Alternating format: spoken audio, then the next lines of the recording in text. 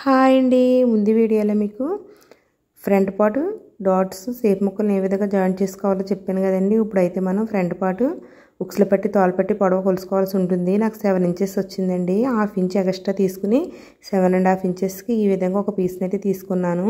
మనకు ఉక్సులు పట్టి తోలు పట్టికి 2 పీసెస్ కావాలి కాబట్టి నేను 2.5 ఇంచెస్ వెడల్పుతో ఒక పీస్ని 2 ఇంచెస్తో ఒక పీస్ని తీసుకుంటున్నానండి. మనకి ఉక్సులు పట్టికి 1.5 ఇంచెస్ అయినా సరిపోతుంది. తోలు పట్టికి అయితే 2.5 ఇంచెస్ రావాలి. మనము బ్లౌజ్ పార్ట్ని ఈ విధంగా పెట్టుకున్నప్పుడు ఎడమ చేతి వైపు వచ్చేదానికి తోలు పట్టి స్టిచ్చింగ్ చేయాలి. తోలు పట్టిని ఈ విధంగా అడుగు వైపు పెట్టాలండి. అలాగే కుడి చేతి వైపు వచ్చేదానికి ఉక్సులు పట్టి పెట్టాలి. ఉక్సులు పట్టిని బ్లౌజ్ పార్ట్ మీద పైన వైపు పెట్టాలండి. ఈ విధంగా మనము స్టిచ్చింగ్ వేసుకోవాలి. చూసారు కదా, నేను తోలు పట్టిని అయితే అడుగు వైపే పెట్టి ఈ విధంగా జాయింట్ చేసుకుంటున్నాను. మనం 1/4 ఇంచు లోపలికి కుట్టు వేసుకోవాలండి. మరి చివరికి వేసారంటే మీకు కుట్టు వదిలేస్తుంది కాబట్టి కొద్దిగా 1/4 ఇంచు లోపలికి వేసుకోండి. చూసారు కదా, నేను మిషన్ మీద వెంటనే నేను క్లాత్ పెట్టేస్తున్నానండి. ఈ విధంగా మనము ఒక కుట్టు అవగానే ఇంకో క్లాత్ పెట్టేస్తూ ఉంటే స్టిచ్చింగ్ త్వరగా అవుతుంది. తర్వాత మనం తోలు పట్టిని ఈ విధంగా డబుల్ పోలింగ్ వేసుకుని స్టిచ్చింగ్ వేసుకోవాలండి. ఈ పోలింగ్ వెడల్పు వచ్చేసి మనకి 1/4 ఇంచు వెడల్పు ఉండేలాగా చూసుకుని స్టిచ్చింగ్ వేసుకోండి. అప్పుడు మనకి లుక్ అయితే బాగుంటుంది. అలాగే మనకి తోలు పట్టి కతికిన పీస్ ఎప్పుడు పైన వైపుకి మడత వస్తుందండి. ఉక్సులు పట్టి కతికింది అడిగిన వైపుకి వెళుతుంది. మీకు ఇంకా బాగా అర్థం అవ్వాలంటే ఒక బ్లౌజ్ తీసుకుని నేను చెప్పి వీడియో చూస్తూ బ్లౌజ్ని చూసారంటే మీకు బాగా అర్థమవుతుంది. అలాగే ఒక కుట్టు వేసుకున్న తర్వాత నేను మార్కింగ్ చేస్తున్నాను కదండి, 1/4 ఇంచు గ్యాప్లో ఇంకో కుట్టు వేసుకోవాలి. చూసారా, ఈ విధంగా 1/4 ఇంచు గ్యాప్లో ఇంకో కుట్టు వేసుకుంటే ఈ కుట్టుకి మధ్యలో మనము తాళ్ళు కుట్టుకోవాల్సి ఉంటుంది. అలాగే ఉక్సులు పట్టిని కూడా ఇదే విధంగా డబుల్ పోలింగ్ తోటి 1/4 ఇంచు వెడల్పు వచ్చే విధంగా మడత పెట్టుకుని కుట్టు వేసుకోవాలండి. ఉక్సులు పట్టికి అయితే ఒక కుట్టు అయితే సరిపోతుంది. మీకు కనుక బ్లౌజ్ కటింగ్లో కానీ స్టిచ్చింగ్లో కానీ ఇంకా డౌట్స్ ఏమైనా ఉంటే కామెంట్ బాక్స్లో పెట్టండి, తప్పకుండా రిప్లై ఇస్తాను. మీకు తరచూ వచ్చే ప్రాబ్లమ్స్ గురించి కూడా మీరు చెప్పారంటే దాని మీద ఒక వీడియో అయితే తీస్తానండి. చూసారా, మనకు ఉక్సులు పట్టి తోలు పట్టి ఈ విధంగా స్టిచ్చింగ్ వేసుకోవాలండి. అయితే మనకి ఈ విధంగా స్టిచ్చింగ్ వేసుకున్నాక ఉక్సులు పట్టికి తోలు పట్టికి హెచ్చు తగ్గులు ఏమైనా వస్తే కట్ చేసేసుకోవచ్చు, ఏం పర్వాలేదండి. ఈ విధంగా కట్ చేసుకున్న తర్వాత ఇప్పుడు మనము front part back part shoulders అయితే జాయింట్ చేసుకోవాలండి. ఫస్ట్ అయితే నేను బ్యాక్ పార్ట్ తీసి పెట్టుకుంటున్నాను. ఈ క్లాత్ వచ్చేసి కొద్దిగా పీస్ ఎక్కువగా వస్తుందండి. అలాగే క్రాస్గా కూడా తిరుగుతుంది. ఎంత ఇస్త్రీ చేసినా సరే నలిగినట్టు కనపడుతుంది. మనం ఇలాంటి క్లాత్ని కొంచెం జాగ్రత్తగా కుట్టుకోవాల్సి ఉంటుందండి. చూసారు కదా, నేను షోల్డర్స్ని అయితే ఈ విధంగా పెట్టినప్పుడు ఉక్సులు పట్టి తోలు పట్టి ఎదురుగా వచ్చే విధంగా వేసుకున్నాను. ఈ విధంగానే వేసుకోవాలి. తర్వాత షోల్డర్ని ఫ్రంట్ పార్ట్ బ్యాక్ పార్ట్ని ఈ విధంగా సమానంగా పెట్టుకుని షోల్డర్ని జాయింట్ చేసుకోవాలి. ఈ షోల్డర్ కుట్టు వేసుకునేటప్పుడు 1/2 ఇంచు లోపలికి వేసుకోవాలండి. మరి చివరిని అయితే వేయొద్దు. నేను 1/2 ఇంచు లోపలికి అయితే వేసుకున్నాను. అలాగే షోల్డర్ కుట్టు వచ్చేసి 2 టైమ్స్ అయితే కుట్టుకోవాలి. మనకి ఇది పీస్ వచ్చేస్తుందండి, అంటే క్లాత్ కొంచెం తేడాగా ఉండడం వల్ల పీస్ ఎక్కువగా వస్తుంది.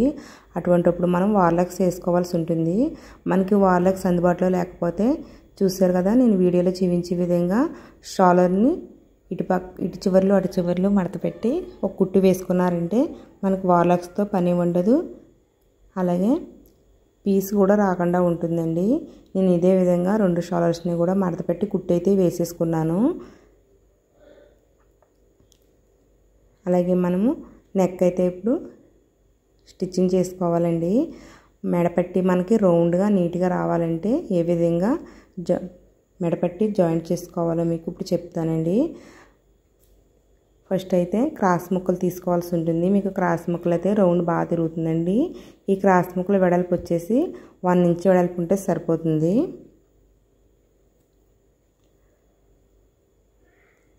నేను వెంటనే పెట్టేస్తున్నానండి. ఈ విధంగా మనము స్టిచ్చింగ్ అలవాటు చేసుకుంటే మనకి బ్లౌజ్ స్టిచ్చింగ్ త్వరగా అవుతుంది.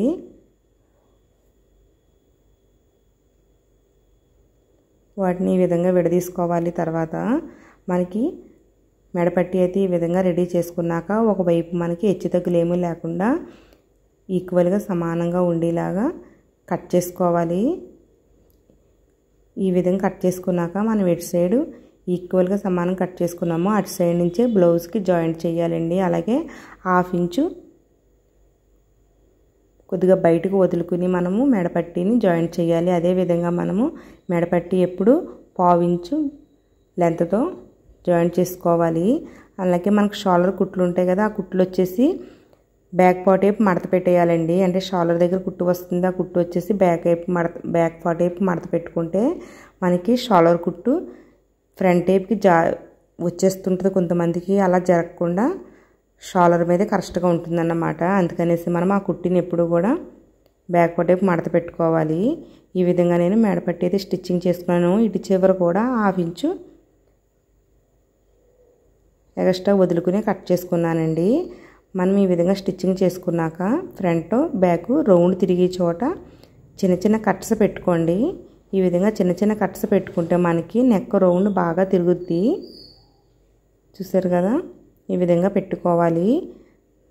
అలాగే మనకి నెక్ రౌండ్ బాగా రావాలంటే మనం మెడపట్టి అతికినప్పుడు ఒకే లెంత్ మీద చూసారు కదా, ఒక చోట చివర ఒక చోట లోపల కాకుండా మొత్తం ఈక్వల్ సైజ్ మీద వేసుకోవాలి. కొత్తగా టైలరింగ్ నేర్చుకునే వాళ్ళకి మిషన్ మీద క్లాత్ జరపడం రాక ఈ విధంగా కొద్దిగా వంకరగా వస్తుందండి. అటువంటిప్పుడు మీరు రెండో కుట్లో సరి చేసుకోవచ్చు. ఒకసారి అతికేసిన తర్వాత రెండోసారి స్ట్రైట్గా వేసుకుని కూడా మీరు కుట్టు సరి చేసుకోవచ్చు అన్నమాట. ఈ విధంగా కుట్టుకున్నాక మనకు బ్యాక్ సైడ్ ఈ విధంగా కుట్లు వస్తాయి కదా, దానిపైన మనం వదులుకున్న 1/2 ఇంచుని మడత పెట్టి అలాగే మెడపట్టి మీద మనకి కుట్టుకున్న ఖర్చు మీద మడత పెట్టాలండి. మనకి పైన వైపు ఈ విధంగా వస్తుంది. అయితే మనకి బ్లౌజ్ మీద కానీ మెడపట్టి మీద కానీ కుట్టు పడకుండా రెండాటి గ్యాప్లో మాత్రమే కుట్టు పడేలా వేసుకున్నారంటే మీకు హ్యాండ్ వర్క్ చేయడానికి మడత బాగా వస్తుంది, నెక్ రౌండ్ కూడా బాగా తిరుగుతుందండి. అదేవిధంగా మనకి ఈ మెడపట్టి వచ్చేసి సేమ్ ఒకే లెంత్తో రావాలి. ఒక దిక్కున సన్నగా ఒక చోటన లాంగ్గా రాకూడదు. మొత్తం అంతా ఒకే లెంత్తో వచ్చిందంటే నీట్గా ఉంటుంది, నెక్ రౌండ్ కూడా బాగా ఆంతుందండి. చూసారు కదా, నాకైతే బాపిలిన దారం అయిపోయిందండి, కుట్టయితే పడట్లేదు. నేను బాపిని అయితే తీసుకున్నాను. తర్వాత నేను ఇంకొక బాపిని పెట్టుకుంటున్నాను. మీకు ఇది ఎందుకు చెప్తున్నానంటే మనం ఎప్పుడు కూడా లైనింగ్ బ్లౌజు స్టిచ్చింగ్ చేసేటప్పుడు 2 బాపిల్లోకి అయితే దారం ఎక్కించుకోవాలి. లేకపోతే ఈ విధంగా మధ్యలో దారం అయిపోయినప్పుడు మళ్ళీ మనం దారం బాపిల్లోకి ఎక్కించుకోవాల్సి ఉంటుంది. అలా కాకుండా మనం ఇంకొక బాపిల్లో కూడా దారం ఎక్కించుకున్నామంటే ఈ విధంగా మార్చేసుకుని వెంటనే స్టిచ్చింగ్ వేసేసుకోవచ్చు అన్నమాట. మీకు కనుక బ్లౌజ్ కటింగ్లో కానీ స్టిచ్చింగ్లో కానీ డౌట్స్ ఏమైనా ఉంటే కామెంట్ బాక్స్లో పెట్టండి, తప్పకుండా రిప్లై ఇస్తాను. అలాగే వీడియో లైక్ చేయండి, ఛానల్ కూడా సబ్స్క్రైబ్ చేస్తే నేను పెట్టి ప్రతి వీడియో మీకు వస్తుందండి. అలాగే మీరు ఈ వీడియో కనుక లైక్ చేస్తే ఈ వీడియో ఎక్కువ మందికి వెళ్తుందండి. ప్లీజ్ అండి వీడియో లైక్ చేయండి, ఛానల్ కూడా సబ్స్క్రైబ్ చేయండి. చూసారు కదా, నడుము బట్టి మనకి సేమ్ లెంత్తో ఒకే విధంగా వచ్చేలాగా స్టిచ్చింగ్ వేసుకోవాలి. తర్వాత మనకి అడుగు వైపున మెడపట్టికి స్టిచ్చింగ్ చేసిన తర్వాత వేస్ట్ క్లాత్ని కట్ చేసుకోవాలండి. ఈ వేస్ట్ క్లాత్ని కట్ చేసుకునేటప్పుడు మనం బ్లౌజ్ కట్ అవ్వకుండా చూసుకోవాలి. మెడపట్టిని మనం ఈ విధంగా మడత పెట్టి చేతి పని చేసుకుంటే లుక్ బాగుంటుందండి. మీకు నెక్స్ట్ వీడియోలో హ్యాండ్స్ స్టిచ్చింగ్ చెప్తానండి.